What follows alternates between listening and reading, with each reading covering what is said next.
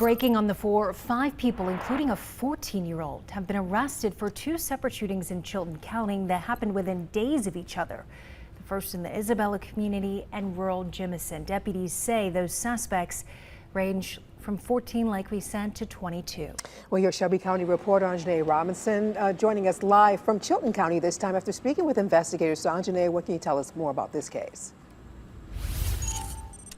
Well, Morgan, Sarah, you know, the good news out of a situation like this is that no one was injured in either of those shooting incidents. Now, investigators, they do tell me that the July 9th incident, now that was a targeted event, but thanks to you and tips from you at home, they were able to connect that case to an earlier shooting that happened on July 4th in Jemison involving a 12-year-old that was inside a home.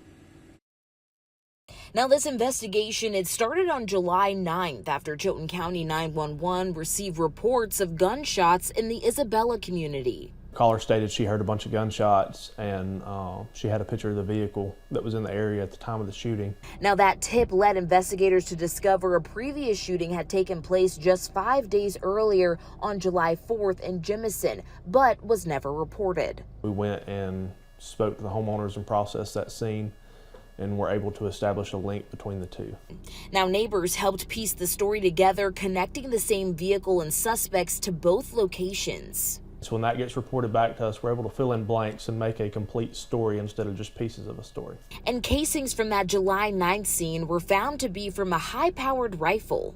I'm very proud of our evidence tech and, you know, the resources we have. We were able to link those casings back to guns using forensic data. Now, investigators believe the July 4th shooting stemmed from an ongoing dispute with another group, but can't say if it was gang-related. Now, the suspects, they face multiple charges, including attempted murder, shooting into an occupied and unoccupied residence and vehicle, shooting from a roadway, and criminal mischief first degree. The freedom we see with these kids with their phones and their cars and just being able to go and do what they want, no supervision, it's leading to a lot of this.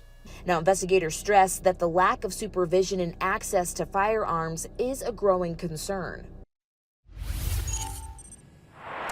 Now, another key break in this case, it came from Alabaster Police. Now, a report where some of the same suspects involved in these shootings, they were allegedly also involved in a case where they were firing rounds into the air, giving investigators new names to pursue. Now, they also ask if anyone has any more information about those 2 shootings on July 4th and July 9th. You can submit a tip anonymously. I'll, of course, include that information in this story and our WBRC News app.